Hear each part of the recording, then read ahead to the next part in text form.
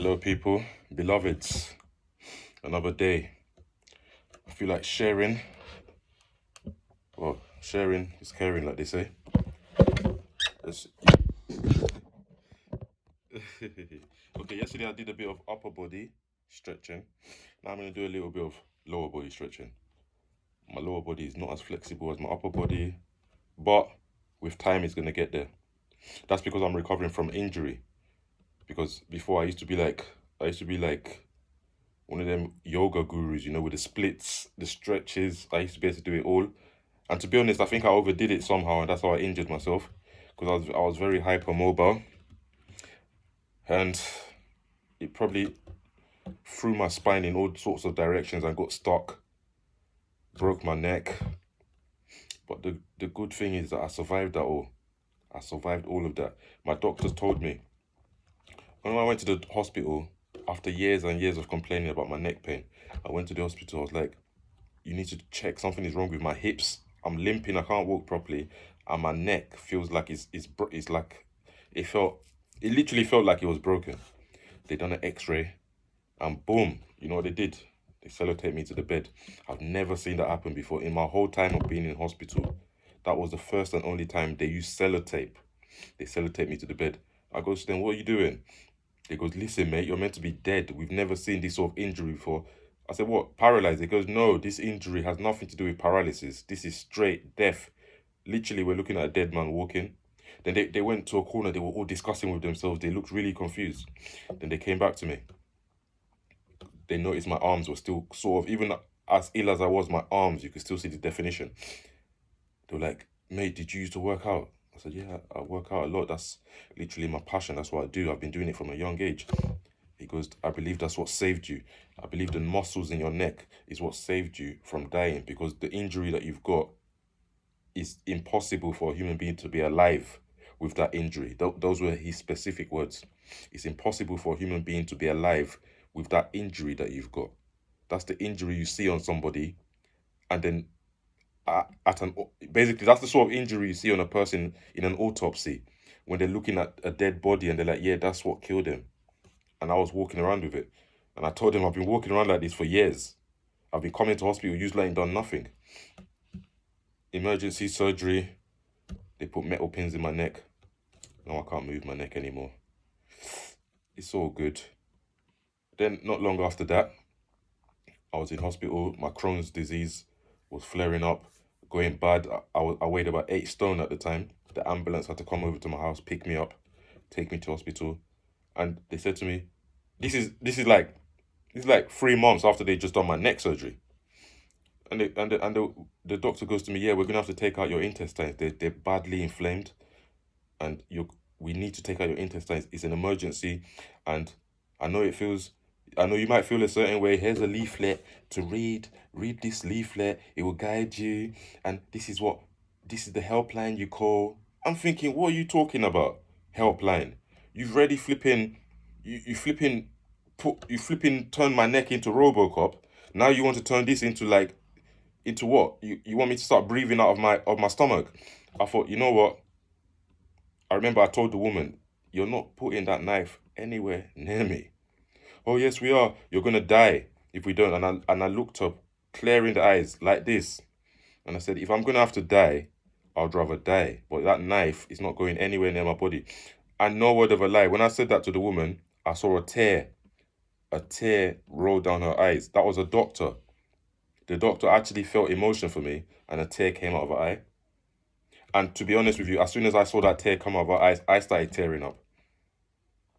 This is no word of a lie in hospital. I said to her, if I die, I die. And I said it with confidence. I was in my bed every morning. I remember every day I'll just wake up in the morning in hospital and I'll just be crying. I'll just be crying. And I'll be hiding it. Because people are looking, "Oh, you're right, Kay. Yeah, everything's good." And no one knew what I was doing. That's literally what I was doing. "Oh, we need to do a blood test on you today." Yeah. Here's a blood test. These times I'm hiding the tears. I've been phlegming, crying like a baby. But composure, I got that composure. You won't even know I'm crying. So that happened. And then as this was going on, one day I was just there crying. And this lady just comes over. She goes, yeah, I'm going around, I'm praying for everyone in hospital. And I started crying. And she started saying, it's almost like she started reading. She goes, I can see your spirit and you're very strong. And she goes, you've got very beautiful eyes. She kept telling me. She goes, you've got very beautiful eyes. And her message, she goes, God is telling her that I need to be courageous. Hmm. Then she left me a little card with a message from God. I've still got that card. It's in my wallet somewhere. I've had that card for over 5 years, and I always kept it because anytime I look at it, I remember what that woman. So after that, what happened?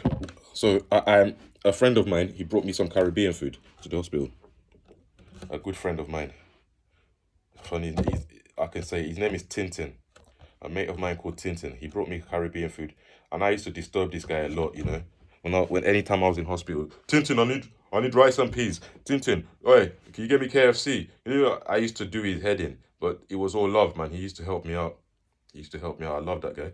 So I used to, I used to, I used to disturb Tintin. So what happened? Let me get this proper.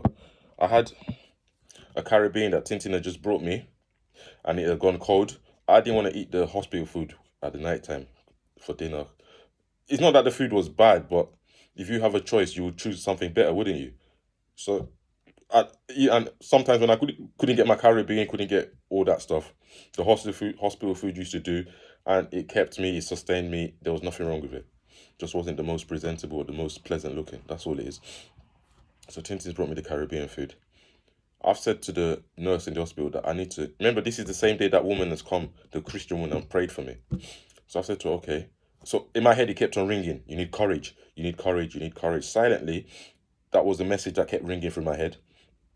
So I said, listen, I need to warm up this food because I don't want to eat the hospital food. And remember, usually when you're taking out these intestines, I'm just letting you know you're not touching this. She goes, okay. You can't warm up the food because it's hospital policy that you're not allowed to use a microwave. I said, so what options are you giving me? She said to me, you're either going to have to eat that food cold or throw it away. In my head, I'm thinking, I've just hassled Tintin, disturbed the guy out of whatever he's doing to get this food. Now you're telling me I have to throw this away after I've refused your dinner. You're having a laugh, I said to her. I asked her, I said, listen, am I in prison? She goes, no, you're in hospital. I said, yeah, so if I'm in hospital, you're telling me that I can't heat this up. I'm going to call a taxi and I go home and heat up my food. She goes, oh, you can't do that. I said, what do you mean I can't do that? I'm hungry. I need to eat. And you're telling me that I can't heat up the food in the microwave. I've got a microwave at home, man. If you can't let me use the one here, I've got one at home. I'm not begging you for a microwave. I've got a microwave, man. What do you think this is? Oh, so it became a big argument. They were saying, no, no, no. I said, I was so stubborn. And I said, I'm going to kick off. I'm eating this food tonight. My friend brought this for me. I'm hungry. This is good food. I'm not eating your dead food. In fact, I started getting a bit rude. I'm not going to lie. Because at this point, I was getting frustrated. I felt tied up. And I wasn't as physical as I am now. So, literally, really and truly, they could have held me down if they wanted to. It would have just been my stubbornness that would have fought against them. So I thought, okay. So they gave in the end. They were like, okay, have you got a taxi? I said, yeah, I've called a taxi already. So I called a taxi. I got in, got home, heated up my food, ate that. And I thought, you know what am I even going back to hospital for? I sat down, I started relaxing, chilling, watching TV. Knowing, and the next morning I had a procedure. They were meant to test me to see if everything is good for the operation. So I'm chilling at home. I'm thinking, what operation? We ain't operating nothing. And then two twos. Next thing I know, the hospital's calling me. Kay, no, because in the hospital they use my middle name, Alessandro. Um, we just realized you was meant to be back in your room. You're not in your bed. I said, yeah, I'm not in that bed. I'm in my real bed.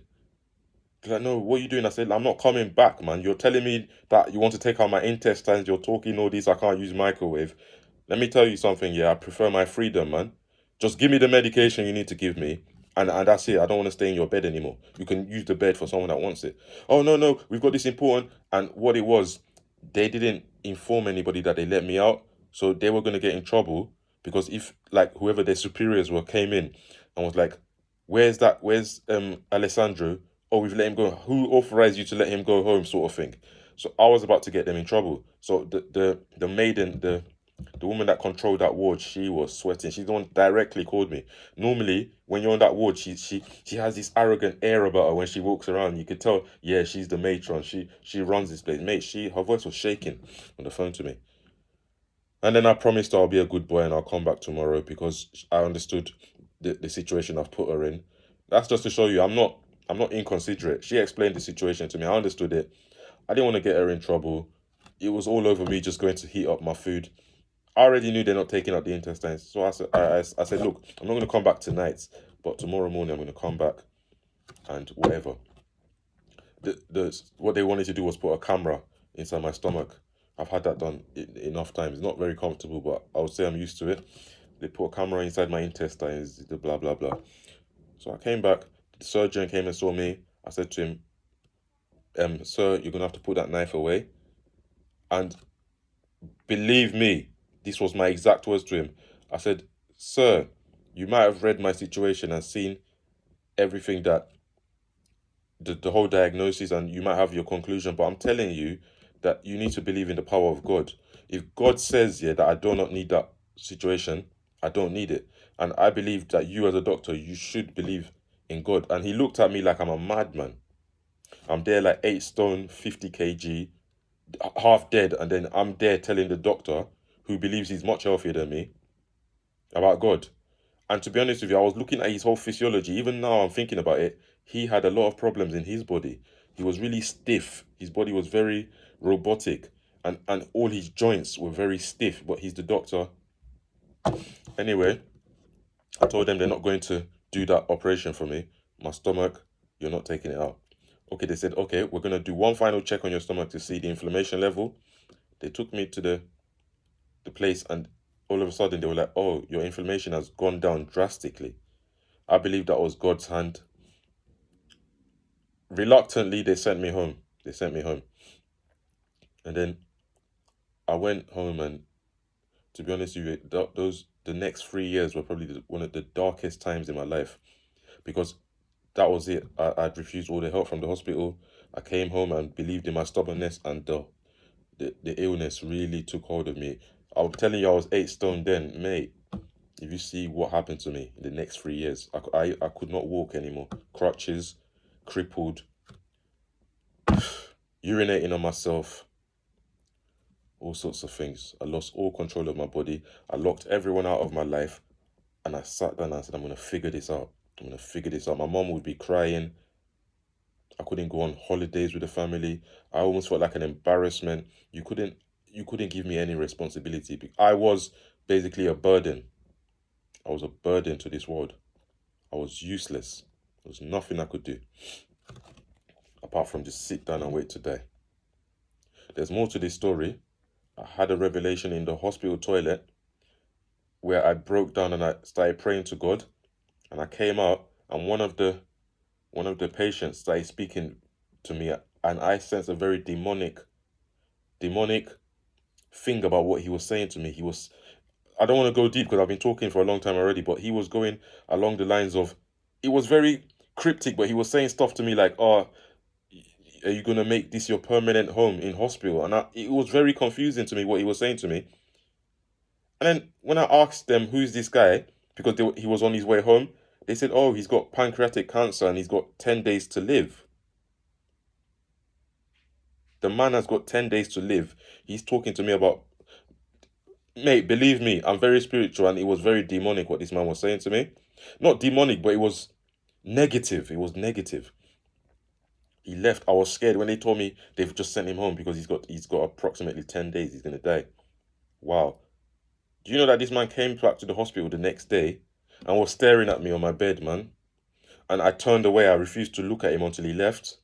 I was scared, I'll be honest. The man came to the hospital the next day and he just laser focused on me. I'm not the only person in hospital. And he was looking at me. And I remember when he was walking away, he said, I'll see you soon. I'm talking about the day before, the day when they sent him home the first time. When he was walking off, he shook 2 people's hands. He didn't shake my hand. He said, I'll see you soon. A man that they've said he's going to die in 10 days said he's going to see me soon. If that doesn't mean something, trust me, I got the message clear. When he came the next day, I saw him. I just turned my head. Well, I couldn't turn my head, as you know. I turned my whole body and I faced that direction. And I stayed like that for about 10 minutes. And by the time I turned back, he was gone. I didn't want no acknowledgement of him. I didn't want none of that energy into my body. And I believe God saved me there. So anyway, that's part of the story. Part of the story of what I'm dealing with. So I've got a broken, fused neck. Can't move it.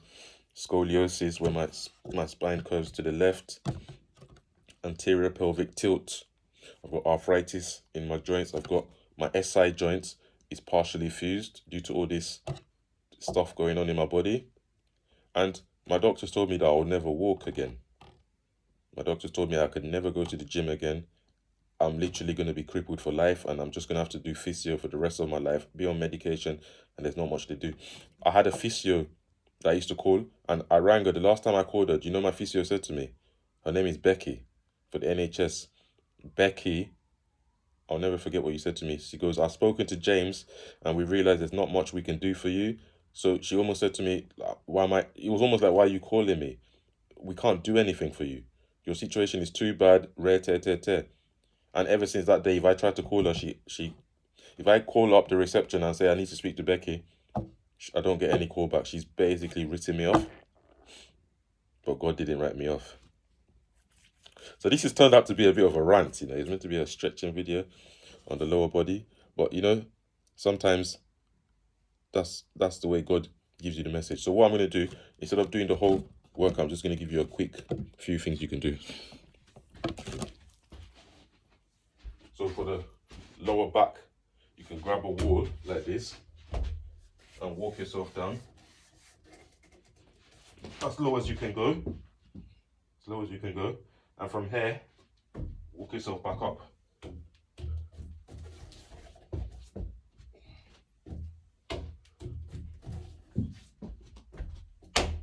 So that one there opens up the lower back.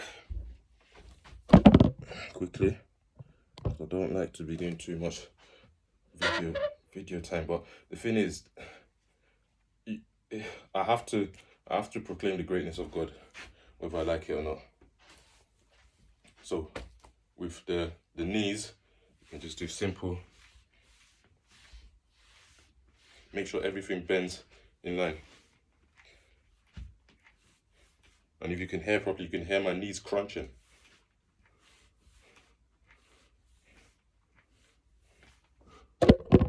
Just get into this position on your tiptoes and just bounce. Make sure your torso is long and tall. You're not bending over doing any contortions. Just bounce here, opening up your glutes. This is here, just opening all my bum, my hips. It's all opening up. And then you can finish off, get on your back. Get on your back, lie down, and drop your hips to one side, drop them to the other side, and just do that. And try and align this shoulder to stay on the floor. It's not an easy stretch, and I told you my lower body, it's not as flexible as my upper body, but we're not doing too bad. We're not doing too bad, to be honest with you. And from there, get yourself up in a straight line, up, shake it, pull that, one leg balance, switch over to the other leg, you balance, you see, the abs, everything, there's no strain, look, I'm right here, go up, now you need to shake out your hips, the other way, and all very relaxed. This is what God has taught me. God told me that, them doctors said what? Them doctors said what to you? Are they the ones that made that body? They're telling you what? Let me tell you something, them doctors haven't got a clue what they're talking about. And I said, yes, God, I'm listening to you. I'm not listening to them because their news doesn't resonate with my soul anyway. I'm a guy, I don't believe in limitations. So move your hips, let that belly whine like a snake. You see, I'm rocking it back and forwards now.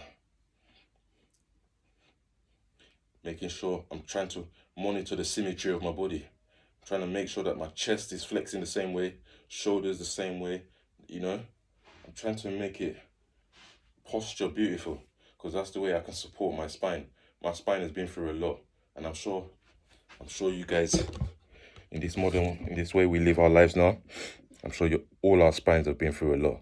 So we gotta take care of that thing, man. That skeleton is what walks through the earth, man. It's not your muscles, it's not your flesh, it's your skeleton. Everything in your body, everything on your body is basically built to support your skeleton. We are just moving bones. That just shows you how great God is. God can get bones and equip them in a way that they just move. Even with a CPU, a computer, which we call a brain. Man, God is wonderful. So let me take this 2 minutes to say a very quick prayer for the people. It's not a Christian thing, Muslim thing, Hindu. No, this is just me talking straight to God, my creator. Daddy God, I want to thank you for today. I want to thank you for the gift, the energy to teach, the gift, the energy to share some of this knowledge that you've imparted into me, some of this knowledge that you've put into me, some of this knowledge that you have fed me with, some of this knowledge that has given me life. God, I want to thank you. I want to open up my heart today and receive more of your blessings, receive more of your teachings, and receive more of your guidance, Lord. I want you to come into my heart, come into my life, and make everything shine, make everything glow, and any room that is dark will glow as soon as I go in there. And I want you to bring light onto your children, God. I want you to be the guide. I want you to be their eyes when they're blind. I want you to be their mouth when they can't speak. Because God, through you, all things are possible. And your message is what needs to be spread. We are just agents, and we just spread your message. We just do your work, and we express the expressions that you've given us. We only do what is available to us as a result of your creation. So we do not have free will. We do not have ultimate choice. We choose within the options that you've laid out for us. And Lord, I want you to give me the best options possible. I want you to lay out the best options possible. I want you to lay out the best path for me. And I want you to make my path shine, God. I'm not going to complain about any suffering I've been through. I'm not going to complain about anything, hardships that I've been through, because God, I believe this is what brought me closer to you, and this is what cemented the message solid into my frame. So God, I want to thank you. I want to exalt your holy name, and I want your process to go on undisturbed as possible. I want human beings to stop putting a destructive hand into your works, God, and start to do the work so that you can all move in synchronicity. Daddy God, you're a beautiful God. You're a loving God. You're a loving God. But sometimes we push your patience. And I want to say, Lord, forgive us all because we don't know what we're doing sometimes. Thank you for giving me another day to breathe your beautiful air, another day to see your beautiful artwork. And I pray, Lord, that by the next time we have this conversation, I would have learnt more and grown more. And the people of the world, Lord, your message will spread in their hearts too. Thank you, God. I pray all this. Amen. Have a nice day, people. Stay blessed.